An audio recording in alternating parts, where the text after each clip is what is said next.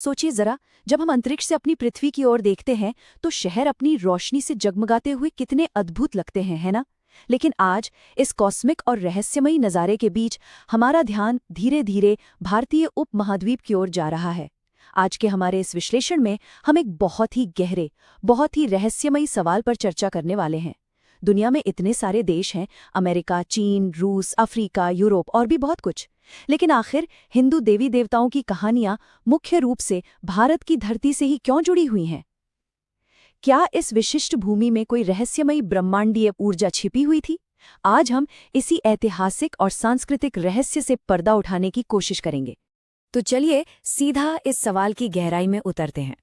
क्या सच में ऐसा था कि ईश्वरीय शक्ति ने अपनी उपस्थिति के लिए सिर्फ एक ही भौगोलिक क्षेत्र को चुना था?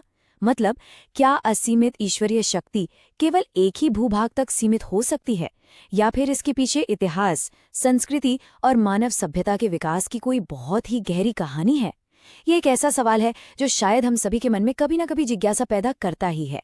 आज के इस विश्लेषण के जरिए हम जानेंगे कि कैसे स्रोत सामग्री इस विषय को एक बहुत ही तार्किक और दार्शनिक नजरिया प्रदान करती है। अब इस पूरी अवधारणा की जड़ तक पहुंचने के लिए हमें सबसे पहले एक बुनियादी शब्द को समझना होगा, और वो शब्द है अवतार। देखिए, हिंदू परंपराओं के अनुसार भगवान का पृथ्वी पर आना किसी आम इंसान के जन्म लेने जैसा बिल्कुल नहीं है। इसे एक दिव्य अवतरण, या कह लीजिए एक रणनीतिक प्रकटीकरण माना गया है। इसका मुख्य उद्देश्य सिर्फ जन्म लेना नहीं होता, बल्कि जब जब पृथ्वी पर अधर्म यानी अनैतिकता की सीमा पार होने लगती है, तब उस बिगड़े हुए ब्रह्मांडीय संतुलन को वापस ठीक करने और धर्म की रक्षा करने के लिए ये दिव्य ऊर्जा धरती पर उतरती है। और पता है, इस पूरी बात को सबसे मजबूती से कौन स्थापित करता है? ये प्रसिद्ध श्लोक जो आपने शायद सुना भी होगा, जब जब धर्म की हानि होती है और अधर्म बढ़ता है, तब तब मैं अवतार लेता हूँ। ये पंक्तियां इस पूरी कथा को एक बहुत ही ठोस सांस्कृतिक आधार देती हैं। धर्म और अधर्म की इस महाकाव्य जैसी लड़ाई के बीच ही भगवान के अवतारों की ये अद्भुत कहानियां जन्म लेती गईं। यानी ये सब कुछ अचानक से नहीं हो रहा था, बल्कि इसके पीछे एक बहुत ही गहरा दार्शनिक अर्थ छिपा हुआ था। भाग 1, भारत एक कर्म भूमि के रूप में। चलिए अब आगे बढ़ते हैं और देखते हैं कि ये कथा विकसित कैसे होती है। प्राचीन ग्रंथों में अगर आप देखें तो भारत को केवल जमीन के एक टुकड़े या एक भौगोलिक देश के रूप में नहीं देखा गया है, बल्कि इसे कर्मभूमि का विशेष दर्जा दिया गया है। कर्मभूमि का सीधा सा मतलब है एक ऐसा स्थान जो गहन आध्यात्मिक कार्यों और उन्नति के लिए ही निर्धारित हो। एक ऐसी जगह जहां इंसान अपने कर्मों के माध्यम से उच्च आध्यात्मिक स्तर को छू सकता है। इस कर्मभूमि के विकास को समझने के लिए जरा इस कालक्रम पर नजर डालिए। यहाँ से बात बिल्कुल साफ हो जाती है कि भारत की सभ्यता दुनिया की सबसे पुरानी और निरंतर चलने वाली सभ्यताओं में से एक है।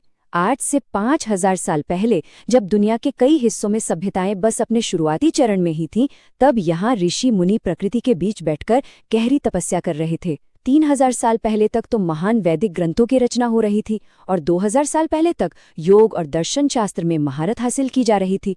ज्ञान और ध्यान की खोज का ये जो हजारों सालों का अटूट सिलसिला रहा है ना, असल में उसी ने इन दिव्य कहानियों और परंपराओं के लिए एक बेहद उपजाऊ जमीन तैयार की।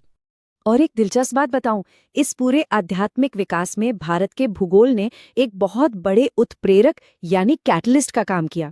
खुद कल्पना करके देखिए, हिमालय की वो विशाल बर्फीली चोटियां, गहरे एकांत और शांत प्राचीन जंगल और सदियों से बहती विशाल नदी प्रणालियां। इस तरह के एकदम शांत और प्राकृतिक माहौल ने ऋषि मुनियों को वर्षों तक बिना किसी रुकावट के गहन ध्यान और तपस्या करने के लिए एक परफेक्ट वातावरण दिया।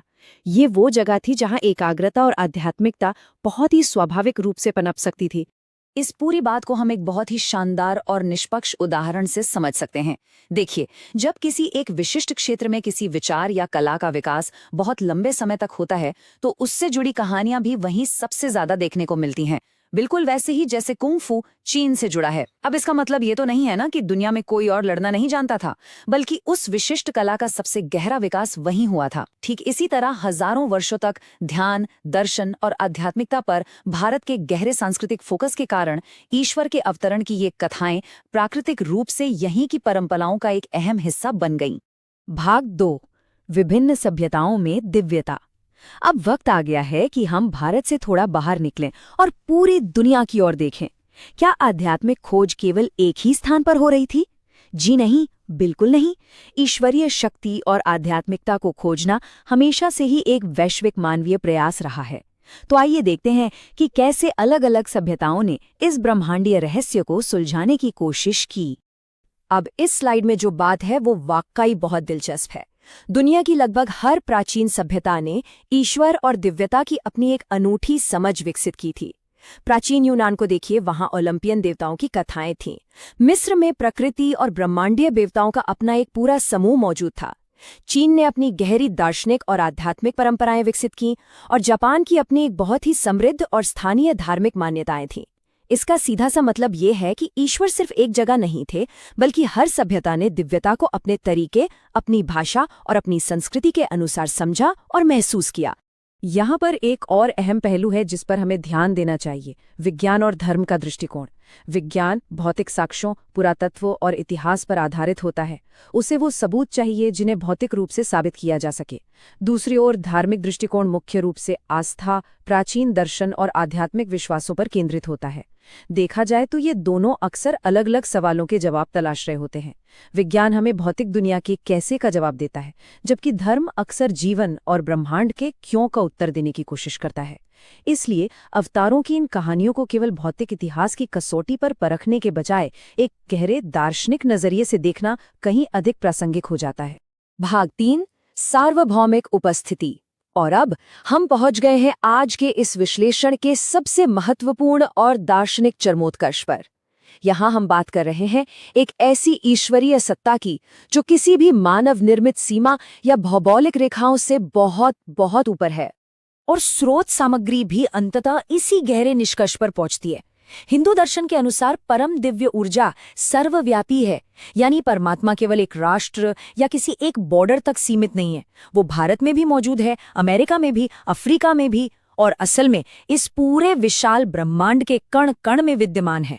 भारत में जिन अवतारों की कहानियां हमें मिलती हैं वो उस लंबी और समृद्ध सांस्कृतिक परंपरा का हिस्सा जरूर है, लेकिन ईश्वर का अपना अस्तित्व स्वयं इन सीमाओं से कहीं अधिक विशाल है। तो इस पूरी चर्चा से हम क्या सीख सकते हैं? यहाँ 4 बहुत ही स्पष्ट बातें सामने आती हैं। पहली, अपनी सांस्कृतिक जड़ों को समझना और उनका महत्व जानना बहुत आवश्यक है। दूसरी, इसके साथ ही अन्य आस्थाओं के प्रति हमारे मन में गहरा सम्मान भी होना चाहिए। तीसरी, हमें यह पहचानना होगा कि दिव्यता कभी भी मानव निर्मित सीमाओं में कैद नहीं हो सकती। और चौथी, हमारा सच्चा उद्देश्य हमेशा अच्छाई, सत्य और एक साझी मानवता को अपनाना होना चाहिए। यह केवल एक स्थान की कहानी नहीं है, बल्कि ये आस्था, संस्कृति और संपूर्ण मानवता की एक विशाल कथा है। इस पूरे विश्लेषण के बाद एक अंतिम लेकिन बहुत ही गहरा सवाल विचार करने के लिए रह जाता है। क्या ईश्वर या दिव्यता को सच में किसी देश की सरहदों में बांधा जा सकता है? इस पर जरूर विचार कीजिएगा। इस ज्ञानवर्धक चर्चा का हिस्सा बनने के लिए आपका बहुत बहुत धन्यवाद।